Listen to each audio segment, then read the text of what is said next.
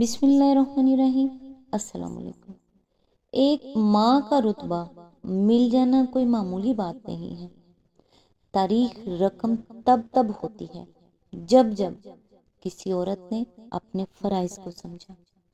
ایک بہترین عورت اپنے فرائض سے غافل نہیں ہوتی، کیونکہ اسے علم و شعور ہوتا ہے کہ اس کے بچے امت مسلمہ کا سرمایہ ہے، جس کے لیے اللہ رب العزت نے اس کو ماں کے درجے کے لیے منتخب فرمایا۔ خدارا فیشن، رواجوں، رسموں کے پیچھے لگ کر اپنے فرائض کو مت بھولیں، کیونکہ اس ذمہ داری کی جواب دہ ہیں میں اور آپ۔ تو اپنی ذمہ داری پہچانیں۔ ماں ایسے ہی ماں نہیں ہے، ماں کے قدموں تلے جنت ایسے ہی نہیں رکھی گئی۔ آج انشاءاللہ سورہ زلزلہ کی آیت نمبر 5 سے سٹارٹ کریں گے۔ اس کا ترجمہ اور تفسیر تفہیم القرآن سے بیان کروں گی، جو اہل سنت جماعت کے لیے ہے۔ اعوذ باللہ من الشیطان الرجیم، بسم اللہ الرحمن الرحیم۔ کیونکہ تیرے رب نے اسے ایسا کرنے کا حکم دیا ہوگا۔ آیت نمبر 6۔ اس روز لوگ متفرق حالت میں پلٹیں گے تاکہ ان کے اعمال ان کو دکھائے جائیں۔ اس کی تفسیر ہے، اس کے دو معنی ہو سکتے ہیں۔ ایک یہ، ہر ایک اکیلا اپنی انفرادی حیثیت میں ہوگا، خاندان، جتھے، پارٹیاں، قومیں سب بکھر جائیں گی۔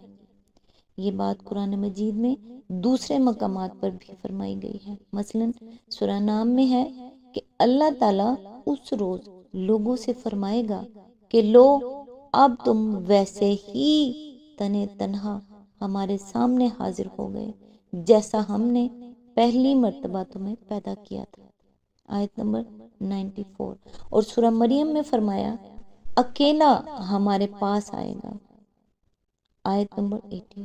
اور یہ کہ ان میں سے ہر ایک قیامت کے روز اللہ کے حضور اکیلا حاضر ہوگا۔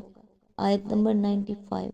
دوسرے معنی یہ بھی ہو سکتے ہیں کہ وہ تمام لوگ جو ہزارہ برس کے دوران میں جگہ جگہ مرے تھے، زمین کے گوشے گوشے سے گروہ در گروہ چلے آ رہے ہوں گے، جیسا کہ سورہ نبا میں فرمایا گیا، جس روز سور میں پھونک مار دی جائے گی تم فوج در فوج آ جاؤ گے۔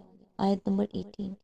اس کے علاوہ جو مطلب مختلف مفسرین نے بیان کیے ہیں، ان کی گنجائش لفظ اشتاتا میں نہیں ہے، اس لیے ہمارے نزدیک اس لفظ کے معنوی حدود سے باہر ہیں، اگرچہ بجائے خود صحیح ہیں اور قرآن و حدیث کے بیان کردہ احوال قیامت سے مطابقت رکھتے ہیں۔ اسی آیت کے ضمن میں آگے فرمایا اس کے دو معنی ہو سکتے ہیں۔ ایک یہ کہ ان کو ان کے اعمال دکھائے جائیں، یعنی ہر ایک کو بتایا جائے کہ وہ دنیا میں کیا کر کے آیا ہے۔ دوسرے یہ کہ ان کو ان کے اعمال کی جزا دکھائی جائے، اگرچہ یہ دوسرے معنی بھی لیرو اعمالہم کے لیے جا سکتے ہیں، لیکن اللہ تعالیٰ نے لیرو جزاء اعمالہم یعنی تاکہ انہیں ان کے اعمال کی جزا دکھائی جائے نہیں فرمایا ہے، بلکہ لیرو اعمالہم تاکہ ان کے اعمال ان کو دکھائے جائیں فرمایا ہے۔ اس لیے پہلے معنی ہی قابل ترجیح ہیں، خصوصاً جبکہ قرآن مجید میں متعدد مقامات پر اس کی تصریح فرمائی گئی ہے کہ کافر و مومن، صالح و فاسق، تابع فرمان اور نافرمان سب کو ان کے نامہ اعمال ضرور دیے جائیں گے۔ مثال کے طور پر ملاحظہ ہو سورہ الحاقہ آیت نمبر 19 to 25 اور سورہ الانشقاق آیات نمبر 7 to 10۔ ظاہر ہے کہ کسی کو اس کے اعمال دکھانے اور اس کا نامہ اعمال اس کے حوالے کرنے میں کوئی فرق نہیں ہے۔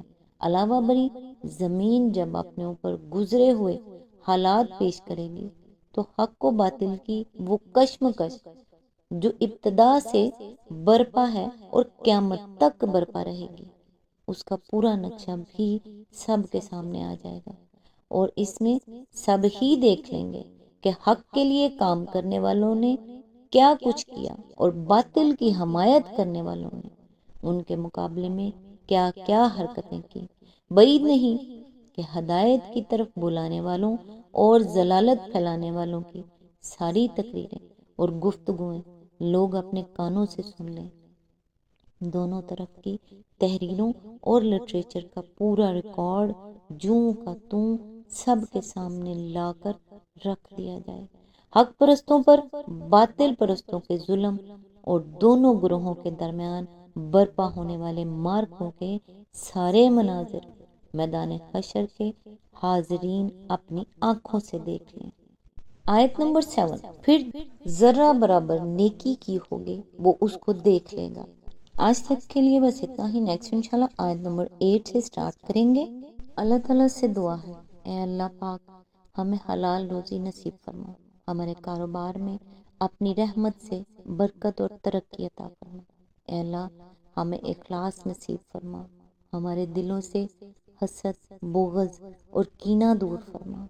ہم کو دجال کے فتنے اور موت کی سختی سے اور قیامت کی گرمی اور جہنم کی آگ سے دور فرما۔ اے اللہ پلسرات کا راستہ آسان کر دے اور جنت الفردوس میں جگہ عطا فرما۔ اے اللہ تنگ دستی اور خوف و گھبراہٹ اور قرض کے بوجھ کو دور فرما۔ اے اللہ ہمارے بچوں کو علم دین کی دولت سے سرفراز فرما اور نیک و صالح بنا دے۔ اے اللہ ہم گناہوں کے بوجھ تلے دبے ہوئے ہیں، صرف تیری رحمت کا آسرا ہے، تو ہم کو اپنی رحمت سے بخش دے۔ اے غفور الرحیم ہمارے گناہوں کو معاف فرما دے۔ اے پروردگار ہم گناہوں سے شرمندہ ہیں، ہم توبہ کرتے ہیں، تو ہماری خطاؤں کو معاف فرما اور ہماری توبہ قبول کر۔ آمین یا رب العالمین۔ نیکسٹ ویڈیو تک کے لیے دعاؤں میں یاد رکھیے گا۔ اللہ حافظ۔